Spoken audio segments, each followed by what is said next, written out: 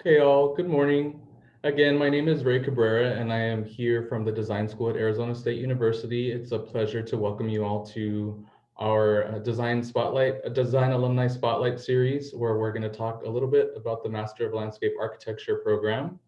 We're very fortunate today that we have an alumnus, Lora Martens, who completed the program in 2011, but even more special is she is a faculty associate who teaches in the program. So we're going to hear a bit about her experience and how her career has gone after she did the program. So we'll get started, and let me just read a short bio by Lora before I kick it over to you. So Lora Martens grew up in Northern California as a wild child of the Sierra Nevadas and the Central Valley. Laura's love of nature informed her education and career choices. She holds a Bachelor of Science in Environmental Studies from UC Santa Barbara and a Master of Landscape Architecture from Arizona State University. Lora started her firm Studio M in 2018, which focused on projects in Arizona and California that moved the needle toward a more joyful, sustainable, kind, and equitable world. She also teaches in the Landscape Architecture Department here at the Design School in Phoenix, Arizona. Lora considers herself both a practivist and a pracademic. Lora is Arizona's Central Chair of the American Society of Landscape Architects, ASLA, for the 2020-2021 season, and she is focusing on all the chapter's activities on the global threat of climate change. In 2020, she also founded and is chair of the Diversity, Equity, and Inclusion Committee for the Arizona chapter of ASLA. Thank you, Lora, for joining us, and let me have you share your screen. Perfect. So I can just share it now. Okay, yeah, go ahead. You have to make me a co-host. There you go.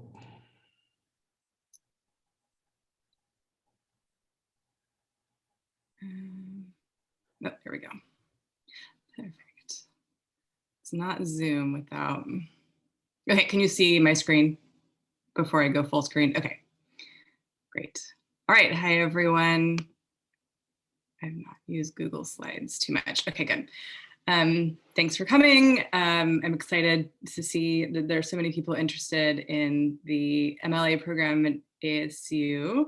I did the 3+ program because I have an undergraduate degree, not in design, actually in environmental science. So that's my particular background, not having any experience with barely anything. So I focus my talk a little bit. So I'm going to talk actually a little bit, just tiny bit about me, a little bit about the profession of landscape architecture, because when I entered into the MLA program, I kind of had an idea of what it was. And now that I've been practicing and working for 10 years and really know what the profession is now, and it's so much better than when I kind of thought when I went into it. So I wanted to give a little overview of the profession itself. Also, I teach history, and so I have like a history slide in there. I can't help myself. This is my CV. Ray explained in the bio that I did go to UC Santa Barbara. I'm from Northern California. I came to ASU for my graduate work. I moved back to California. I worked in San Francisco for 2 different firms there for about 7 years. And then I moved back to ASU, or back to Phoenix, to teach at ASU and to start my own practice. And that's kind of my general overview. These are sort of like, these are all the landscapes that I come from. I was born and grew up in Lake Tahoe. I was super outdoorsy. I really loved like nature and outside, and I'm sure this is a familiar subject or familiar value to all of you as well. I went to high school in Davis. This is the first bike lane ever built in the country, built in Davis, California. So I kind of grew up with both like a nature-y background and then sort of an progressive urban planning background without really knowing it. Then I moved to San Francisco in my 20s after undergrad and worked at a couple of different foundations and bounced around for a bit. had a lot of fun. And I like this picture because it shows the image of San Francisco when I moved there and the image of San Francisco skyline when I left. And if you know the city really well, you can see there's like twice as many buildings and they're really tall. And the city is just growing all the time. And it's really dynamic and fun, and has a lot of urban issues, of course, as well. But it is basically my second home. But my home now is the Sonoran Desert, where ASU is. It's the most lush desert in the United States. Has the most amount of like vegetable or plant and animal species of all the deserts. And it's people think of the desert as like sand dunes, but the Sonoran Desert is a really wonderful, special, amazing place. It's inspiring all the time. And one of the things we teach at ASU is a very much a grounded in place theory to appreciate where you're from, really understand ecologically the place that you live in, and then how to bring that place out in your design. So that what you're designing, it doesn't matter if you are in the Sonoran Desert or if you're in Chicago, the place that you are designing feels as if it's of the place that you're in. So here's my like quick overview. Actually, let me start my timer here. Keep myself on track. Here's a quick overview of sort of just generally landscape architecture. There are some really funny memes out about the profession that were out a few years ago. This is one of my favorite ones. It's basically like the profession and landscape is basically anything you want it to be. Here are some images I just pulled off of sort of Instagram that have been hashtagged with the hashtag landscape architecture to really show you the breadth of the profession. It's drawing, it's different scales, it's installation, it's water, it's plants. It's basically, it's a really broad field and profession. And you kind of find your way within the profession when you're practicing. Those of you who have practiced and are coming to do an MLA like post-professionally definitely know this, and I would encourage you to sort of use your graduate time to explore for yourself what parts of landscape architecture you want to like excel in, or what niches you want to explore. And so for those of you like me who didn't really know what landscape architecture was when you applied to the program or had a vague idea, it's basically you use artistic, mathematical, physical, social, and natural design principles and apply them, or natural science principles, and apply them to the design of the physical landscape. So it's designing space using all the tricks of the natural, the physical, the social world. And landscape architecture really quickly developed from it's a very recent profession, and it developed from a time when cities were very unhealthy. This is basically Paris in the 1860s, right before Central Park was designed and built. The profession itself was sort of grounded in health, safety, and welfare, and continues to be into this day. That we show a lot of pretty pictures and we show a lot of really great design, but in the fundamentals of design and landscape architecture is keeping people healthy and safe and not and thriving. Here's my quick one history slide I had to kind of slip in. So this is what I also like to encourage people to think about, especially my students, is that it is a new profession. So Central Park was designed and built in the mid 1800s, and we're only 150 years from that, which obviously that seems like a long time ago, but it's kind of not. The actual profession itself didn't really take off until about the beginning of the 1900s, and it didn't become like really regulated until like the 1960s and 1970s. And so the profession itself is growing and changing and actually expanding all the time. There are not that many landscape architects out there. It's a very desired profession. Like it's very easy. it's a boom and bust economy, but it's actually really easy to find a job. There are less jobs during recessions. Right now is a weird time, but that I don't know anyone out of work. So it's a relatively stable profession, and you make, the average salary income in 2017 was 65,000, and I looked it up in 2019. It's actually 69,000. So you make a good living, and your quality of life, and if you love landscape architecture, it's just the best profession in the world. So here are some images of the ways it's changed. Kind of the top 3 slides are sort of the way landscape architecture was done in the 1950s and 60s. And now with the advent of computers, the bottom 3 slides are kind of the way that landscape architecture is done now. It's done really collaboratively. Offices are big. You work with other people.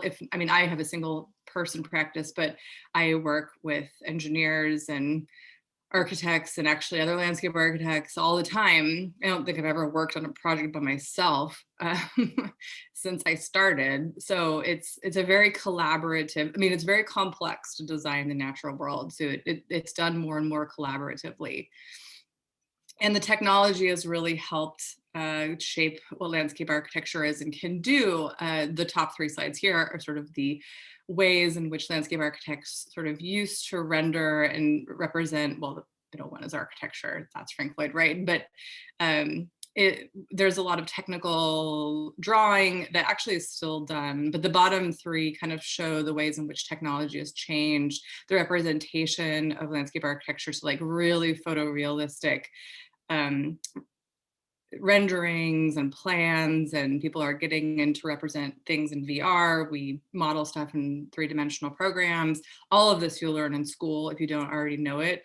And that's kind of how the profession is changing. And then the profession of construction is changing as well. So in the top 3 images, one of them is like the building of Central Park on the right. And there's a lot less labor involved in construction, a lot of technology advances, and a lot more that actually need to be done. This construction field is not the most innovative field and is sort of slowly adapting to the tech that's out there. So there's a lot to learn all the time. Things are changing. The bottom right is a 3D printer that's printing a house, and the bottom left is a bulldozer that's run through GPS, is doing grading based on like a 3-dimensional model where the driver is actually not doing anything. There doesn't need to be a driver in there. It might not be for some projects, but yeah, so it's a rapidly changing and ever expanding field. And the profession itself, the profession of landscape architecture, not really the profession of like outdoor design, but the term landscape architecture really came into use, and the profession sort of was created in the United States at the turn of the century, sort of after Frederick Law Olmsted built Central Park, and it has expanded throughout the globe. I like to show a lot of images, like that's a project in Australia. I think this one's in Europe. There's one is in Ecuador, I believe. So there's the value of sort of designing outdoor and urban spaces is being adapted as the kind of population of the world grows and cities grow and people understand the value of landscape and being able to process water correctly and being able to provide spaces for people to not be hit by cars, or this is at the Burj Khalifa, looking down at I believe AECOM did this. This is in Singapore. So all over the world, landscape architects have designed projects. This is in China. There's some really exciting new up and coming firms in China. This is a really amazing project with a lot of really technical, really amazing water features. I got most of these images from the ASLA, American Society of Landscape Architecture website, and these are all mostly award winners. So if you want to look at projects, I recommend that you go on to their website and see what's kind of won awards in the last couple of years. There's many types of categories. I also kind of like to show the High Line. This is our most sort of famous contemporary project in the United States. This is the before pictures. This is in Manhattan, New York, if you're not familiar with the High Line. And it was an elevated railway that was designed by Field Operations, a landscape architecture firm in Philadelphia, along with an architecture firm, Diller, Sgraffito, Renfro, and a very famous engineering firm, to make this kind of long, linear, walkable, many mile long park.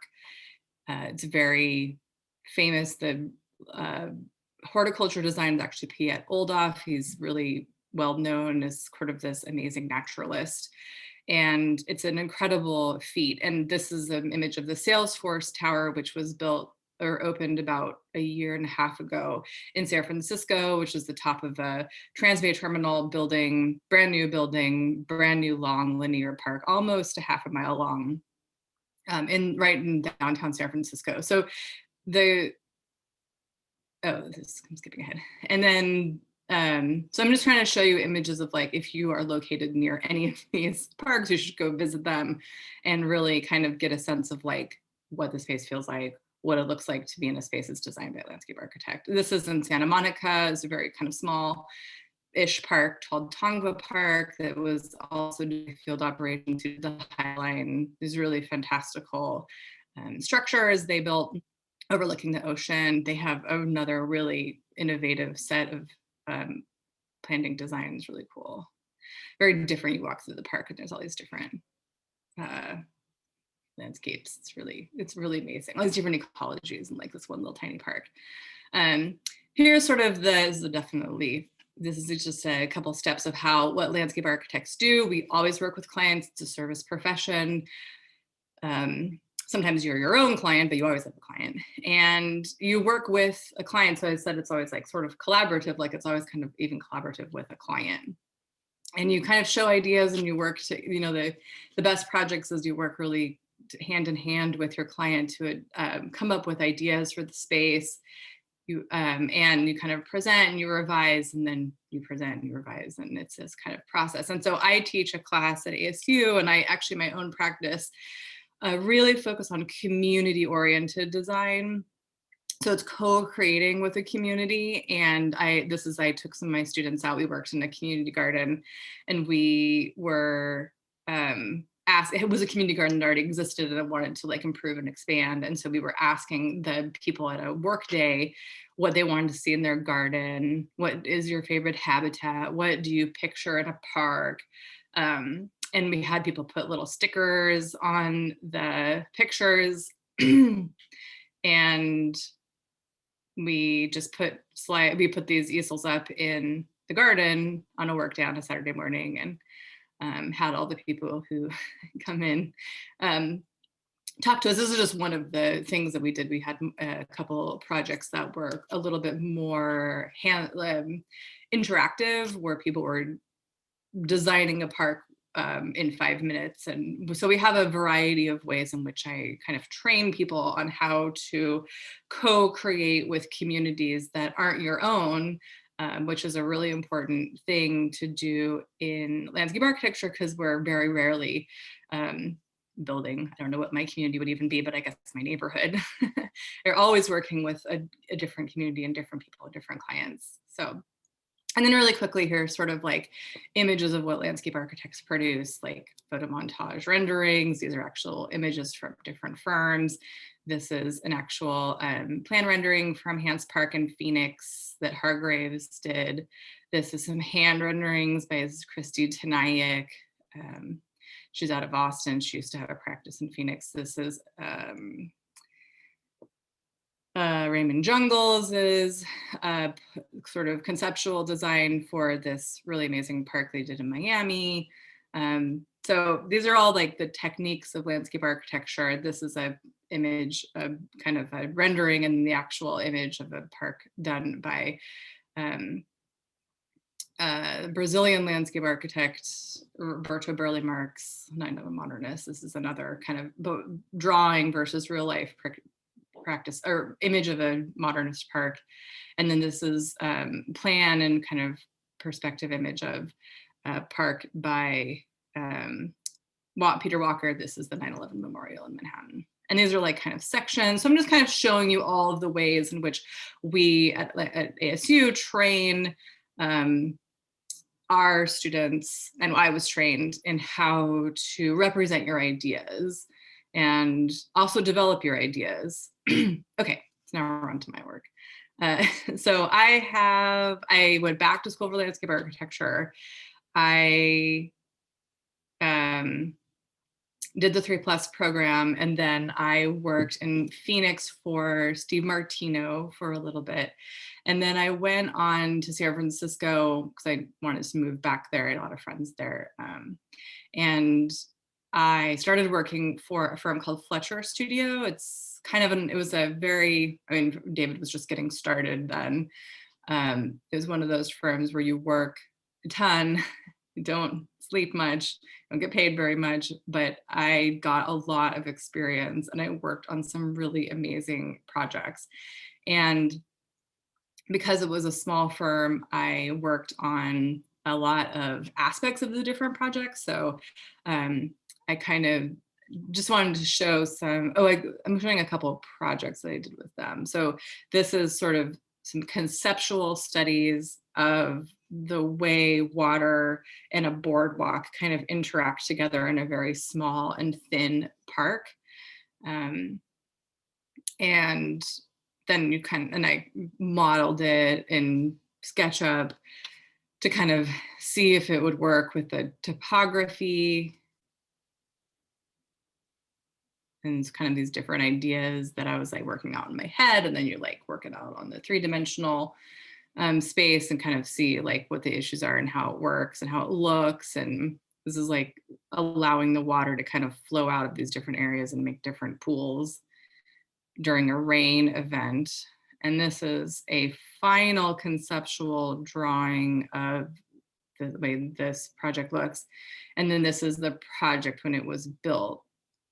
So in San Francisco, we worked in a lot of multifamily residential housing with public parks associated with them. And the public parks were to process all of the stormwater coming off of the building. So, and they were required to be open to the public as part of law that San Francisco passed, trying to encourage open space in the urban core. So these beautiful parks were built by developers because they had to, and we designed them at Fletcher Studio, and David was. So these are just tiny little jewels within the urban landscape that are next to kind of big multi-family apartment complexes.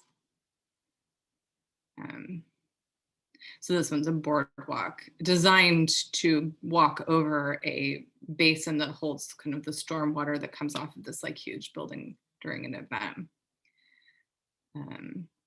Because of my kind of background in environmental science, I sort of came to the profession interested in sustainability and interested in solutions to sort of environmental issues. And then I expanded when I was in school. I always encourage people to keep an open mind when they're in graduate school, because you might be interested by something that you didn't think you would be when you kind of go in. So I kind of actually became a lot more interested in social issues and like how landscape architecture can solve or help solve social issues. And they go hand in hand. I mean, we kind of talk a lot about the triple bottom line of sustainability being ecological, environmental, and social. So all your projects should have those triple benefits. And I think that landscape architecture probably does a very good job with the environmental benefits. I think because of the way, I think they do an okay job with the economic benefits, and have just been learning in the past couple of years about how to specifically address more social benefits to projects, specifically in the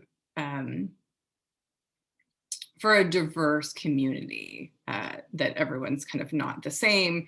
they don't interact in they don't, the urban fabric does not treat everyone the same. And so the ways in which we design our spaces for different types of people, I would say was probably lacking a little bit. And landscape architecture is sort of catching up to this understanding that the world is a very diverse place. Okay, but I'm not in this, that was kind of the last project I was sort of like, I'm sort of thinking about the ways in which I came to this profession, and then the profession sort of changed the way I thought about design. And then actually, as you kind of progress through your career, the way in which I became interested in sort of different things. I think that's the great thing about landscape architecture, is that you can really be interested in like stormwater management, and then one day wake up and like be interested in something else, and then you can really pivot yourself and like specialize in a few different things and work on a diverse portfolio of projects. So it's just a really broad and accepting profession to someone who's interested in a lot of different things, sort of like I am. This project, I was going to go over this because it's a residential project that was very small, but it was a LEED Platinum project. It was a very wealthy neighborhood in San Francisco, but these were rainwater tanks that we sunk underground. I believe we were capturing 15,000 gallons of rainwater that was used to irrigate the landscape all year round. And so this is that was the house. This is the garden. It was, because it's a very steep slope in San Francisco, the garden, there was like a 5-story building. I mean, this was like a $20 million home. It was really crazy. But what I liked about this project is that it was an opportunity to do some really striking form and explore ideas of how to navigate like a really steep slope and how to make a very attractive, it were like the ideas that they would look down on this garden a lot. So it was like, it had to look very attractive sort of visually. So we did a lot of modeling of how to navigate like this really steep slope, like getting up and down of these different floors of the house, and orienting the garden with the view towards the Golden Gate, kind of, rather than aligning it on like a perpendicular axis determined by the property line. We kind of aligned it with the important things that were off the site, which was the views of what their view of the Golden Gate, which was absolutely unbelievable. So, and then I just wanted to show quickly what a construction set sort of looks like. So you saw the finished product, you kind of saw the conceptual stuff, but we also train you, and this is a good important thing of representation, about how to do construction drawings, which are actually legal documents that landscape architects provide to contractors to build projects. And so when you become a licensed landscape architect, that you take on the liability of everything that's in your drawings. So if I was to design these stairs a certain way and they were built according to my drawings, and the slope during a rain event, the whole thing just slid down the hill, I would be liable for that. The client could sue me. And I would be able, well, I have insurance, but I would have to pay to have it redone, and possibly some damages too if it damaged something. So there's a lot of responsibility in becoming a landscape architect, which is basically, you get paid to take on liability and responsibility in this world. And which is a lot of why we work in community with engineers and structural engineers and geotechnical engineers, and is to be able to take on liability, but then have other people take on liability when it's important that they do that, when their expertise is more aligned with designing on a 4-to-1 slope in the middle of a city. So these are kind of just some elevations, some construction details of literally how the stone is affixed to the stair, the rebar in the stair, the amount of drainage rock underneath the stair. And so is it how to do a fence, how to do a wall, how to do a planting plan. I think when I came to landscape architecture, I thought it was just planting plans. And I learned, I would say I learned to love construction. I actually like, I like love building things, and I always have, but I very much did not realize that landscape architecture could have the responsibility and the opportunity to design something like under the ground all the way up, figure out what connections connects to what thing, what kind of screw you use to connect this panel to this post, what, you know, it's like the sky's the limit as far as details and design. And actually that's really where the beauty of spaces, design spaces, comes from, is the details, which a normal person probably never even notices, but it is what makes something exquisite. It's kind of the big picture sort of composition, and it's the small like details of the design. That's my plug for construction, which I love. Okay, so then this other project I was going to go over, I think I have 2 more projects left. This I worked on, this is a pro bono project we did for a children's hospice, and we did a garden on their property and a memorial garden, which they had been using to memorialize children who had passed away, and they wanted to improve it. So they hired this firm I was working for, Artera, which I went to go work for after Fletcher Studio, and it was a really amazing project. Obviously, the subject matter is incredibly moving. And there's very few children's hospices in the United States. There's 2 or 3. One is in Phoenix, actually, and one is this one in south of Oakland in California, and then there's one on the East Coast, I think. So it was just an amazing group. It was an amazing group of people, and part of it was also, again, working within community with the nurses and the development staff and the CEOs and like some former, like some family members who had used the site, and really talking with them about how they wanted to use this space. So this was a little garden, and it was more like a garden that they wanted for the staff to be able to go to kind of get away from the intensity sometimes of the building. And then they wanted a place for people to be able to just like walk, because people lived on the site while their children were either being cared for long-term or were there for hospice. And the site it had a lot of stuff in the building, but the places away from the building were kind of not developed. They were just, you could walk around the hills, but there was no paths or anything. And they wanted somewhere that people could go and like kind of just take a break. So we created this space kind of using the topography of the site on this, like on the other end of this parking lot.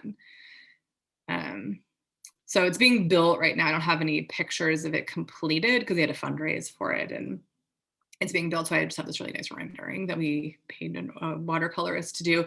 And then this piece, which has been built, was a memorial fountain that the staff would use and do this like ritual of placing a stone for every child that had passed away in this area, and they wanted to develop it more. And so this was actually completed this year. I stole some images from their Facebook page, but basically, I mean, like they built it the way we designed it. It's pretty awesome. And here's a kid, like just a couple of days ago, like using the fountain. They put the little names on the stones next to the fountain. So on a kind of a whiplash 180, here's another kind of residence I did. I kind of wanted to show like a project that I worked on, a sort of like, I didn't design this. This is a terrible design. That you kind of walk into projects, and the hardest projects, honestly, are projects that already exist that you have to change. And so this was an existing house with on a very beautiful sloped view, and they wanted a pool, but they had a pool and they didn't like the shape and they didn't like any of the stuff. So I worked on this with Steve Martino before I moved back to San Francisco. So this is probably like 2008, 2009. And this project has like won a bunch of awards. But we kind of, I couldn't have done this type of project right away on my own because I didn't understand the way things were built enough. So the way landscape architecture works is that you have to work under a landscape architect. In order to get licensed, you have to work under a licensed landscape architect for a number of years, depending on how much schooling you have and experience. So I had to work under landscape architects for probably 3 or 4 years before I could get licensed. And I ended up working for under landscape architects for more like 5 or 6 years before I completed all the tests and became licensed myself. So it's a really great way of learning outside of school how to install and build the ideas that you develop when you're in school. Because it's not easy. So this project, they just wanted something really contemporary. So contemporary is like straight lines, beautiful fountains, bold. I mean, this particular designer that I worked with likes really bold colors in the desert. So that's just kind of a before and after picture I've worked on. And then another project I've worked on is pro bono. So I feel like I have a split personality and sort of always have, in that I really like to work on a variety of stuff. And I feel like landscape architecture is very good for someone who has my type of personality, or it's very accommodating. You can be like a focused like specialist and become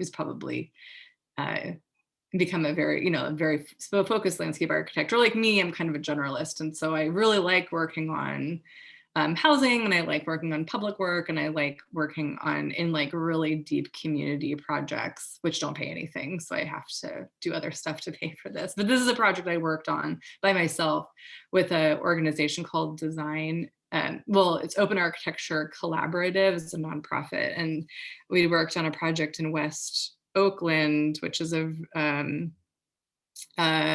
very kind of disenfranchised part of Oakland, mostly African American, that the city has basically just neglected, doesn't spend any money on any infrastructure in this neighborhood at all. So I worked with this group, I worked through this organization that paired me as the designer to facilitate a project with a group of people who applied to be as part of this program that lived in this public housing project of an old hotel, and outside on a very busy street. And then in this intersection, one of their members who lived in this hotel had been killed crossing the street, and they wanted to fix this intersection and wanted the project to be about pedestrian safety. And we had no money. So our idea was kind of like, well, what can we do to improve the safety of intersections without too much money? These kind of guerrilla tactics that people have been doing kind of around the country, and also kind of bringing space and life to spaces, which is hard to do when a space is unsafe, but having people around actually makes people sort of be more careful. And we kind of hit upon the idea of staging an event.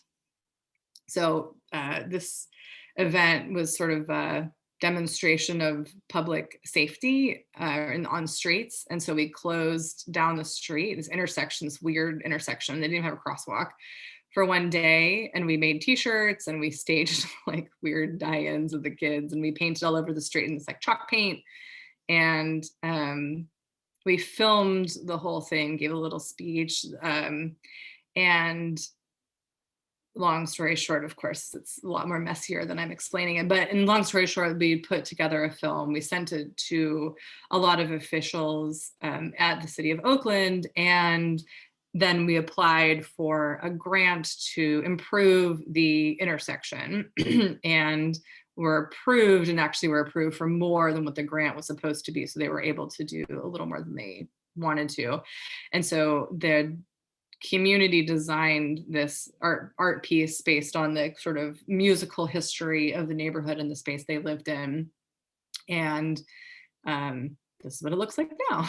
It's very cool. So very untraditional sort of landscape architecture project, but very much how things get done in the urban realm. That's it. Yeah, so I'll leave you kind of with that.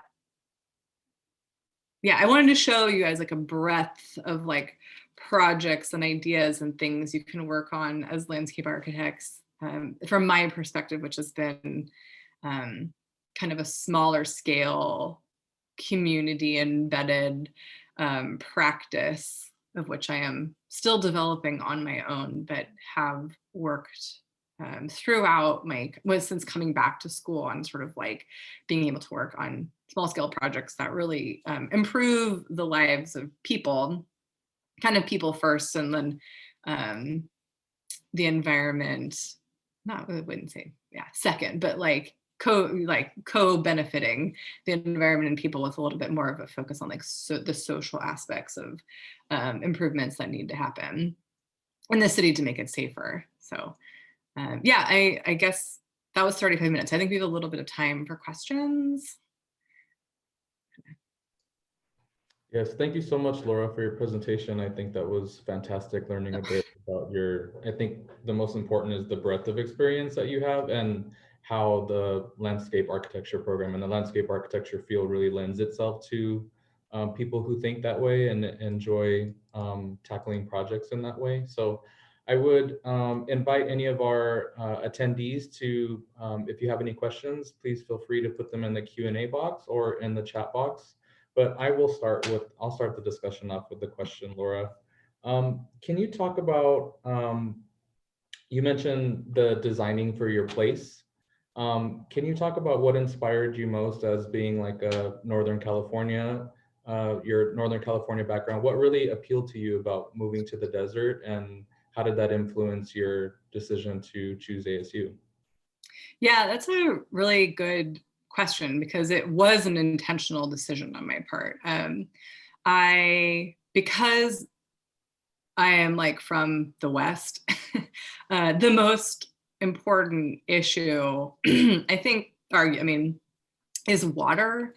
And with climate change, water is going to be even more important in California.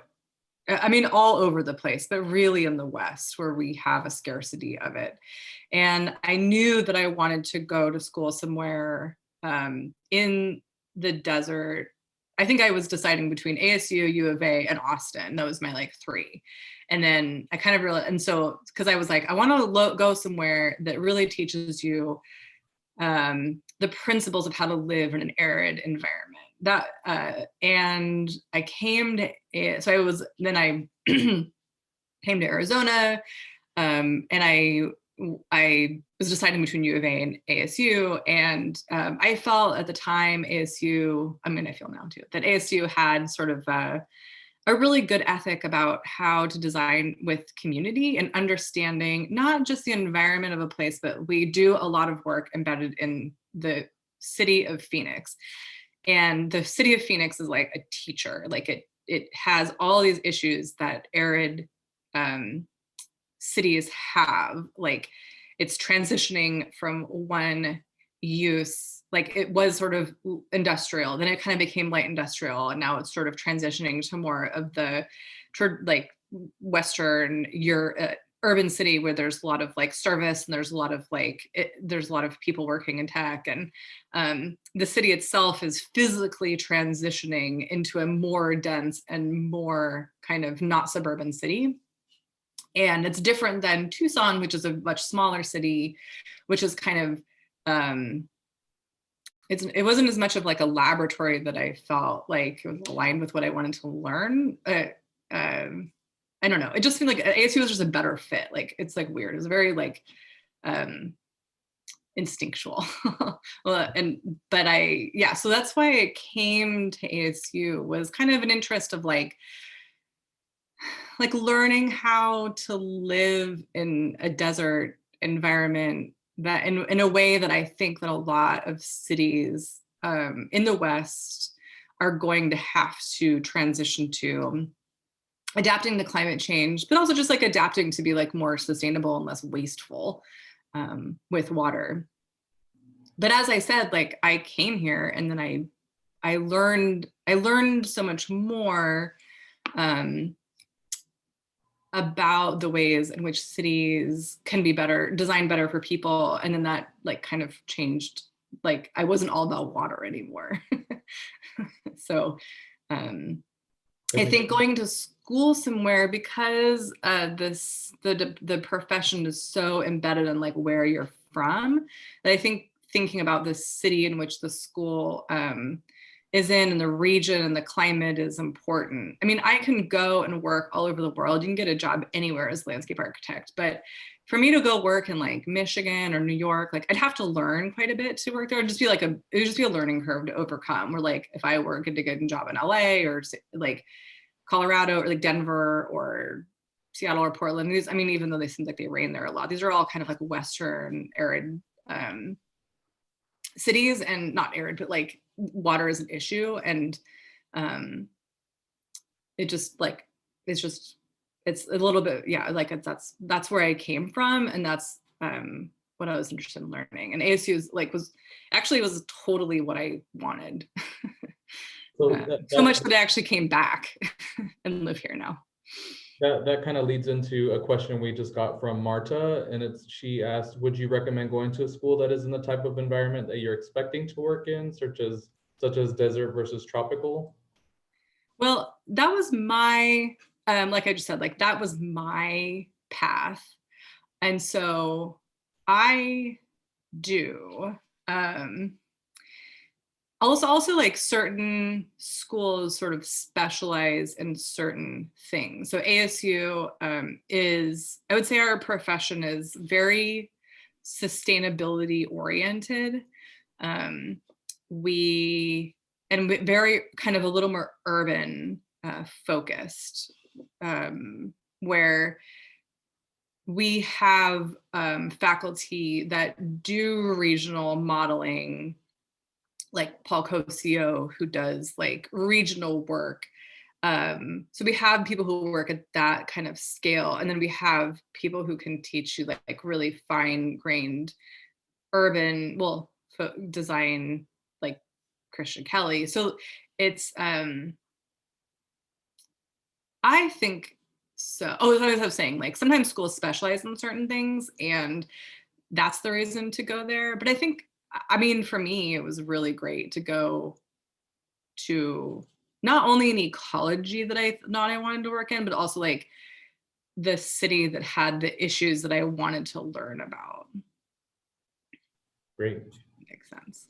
We have another question. Would you recommend to go for pro bono projects during our master's to learn about the practical experiences? Can you maybe talk about some of the studio projects that you tackle that are more in line with pro bono work? Yeah, so it's funny because there's so much need out there for good design, and especially in like underserved communities, and they don't. So, and we end up working a lot with these like different nonprofits and and sort of schools that can't afford to hire landscape architects. Usually what happens is we do stuff in school and then we like hand them off to a landscape architecture firm, and they like take the project over from there. I do recommend that people get practical experience. And I know that, most of us try to align our studios with very practical work, like especially in the master's program, like you will have clients and you will talk to people in the community. Like last semester, I taught a graduate studio and we worked with Human Services campus, which is a really, really big homeless shelter in Central Phoenix. And we worked on a greening plan for the neighborhood that both addressed some ecological and stormwater issues that the neighborhood had, but also how to design a neighborhood that was really accepting of people who live on the streets. And it was the hardest project and the hardest studio I've ever worked on. But it was, I mean, it's like gratifying, and we're planting trees in a couple of months in that neighborhood. So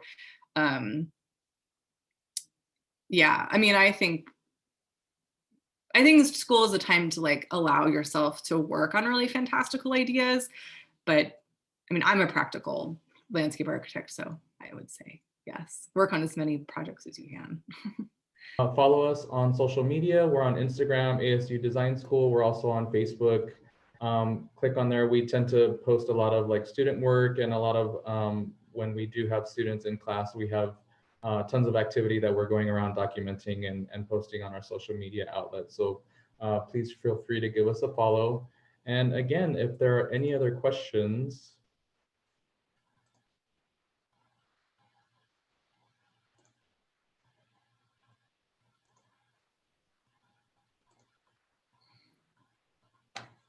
is there anything that I might have missed, Laura? No, I mean, it's a great program, and we were happy to have anyone who applies. Be great. Apply. Come visit if you don't live here.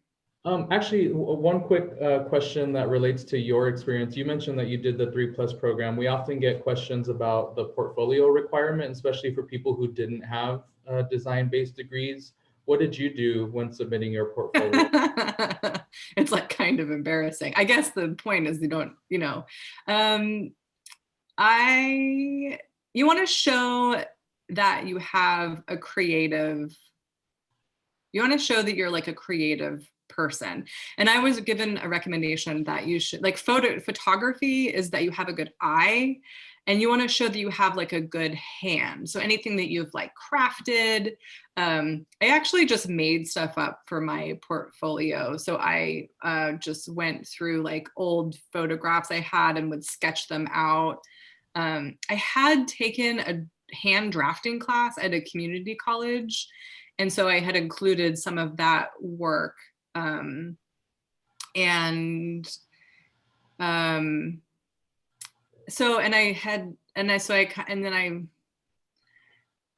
did this whole thing where I like sewed it together with like thread and took pictures of it. Like, it's very untraditional. So I think so I would say anything creative that's that you can create with your hands. So try like even if it's just so any work that you've done, drawing, if you've taken any like drafting or computer classes, like put that in. You can do some photography. That's also acceptable because it kind of shows that you're like a visual thinker. But I wouldn't worry. I mean, I wouldn't hold myself back from creating things just for your portfolio. Like, you've never done anything before, just go ahead and sketch some stuff out, or take a couple. I mean, there's a lot of really awesome online drawing tutorials now. Just do a couple of those and scan them, have them scanned fairly well. And there's lots of programs you can use to sort of stitch them together if you don't have like the experience with like InDesign. Oh, you can even use like Google Slides now. It's like so much stuff that's out there that's free. It wasn't there when I applied. So yeah, stuff of the hand, drawings, and just like anything you've like created, even if it's just like literally you're doing it to apply to graduate school, like just do something. Yeah. Oh, that's great. That's one of our main questions that we often get. So top line takeaway is don't be afraid. If you're not, if you don't have a portfolio yet, you can feel free to be creative. We want to see that you have the potential to succeed in the program, not that you've necessarily demonstrated, work that aligns specifically with landscape architecture. Yeah, the idea is the 3+ program is for people who do not have experience in design. So we do not expect you to have experience in design. So. Okay, everyone, it looks like we're just about out of time. I don't see any other questions, but as I mentioned, please do follow us on social media. And if you have any questions, feel free to reach out to designgrad@asu.edu. Again, that's designgrad@asu.edu. I want to thank Lora Martens so much for her time. Thank you for presenting and for showing us the wonderful work that you did in the program, but also afterward. So thank you so Yeah, much. thank you. Thank you, Ray. It's great. And thank you everyone for attending. Have a good day, everybody. Have a good day.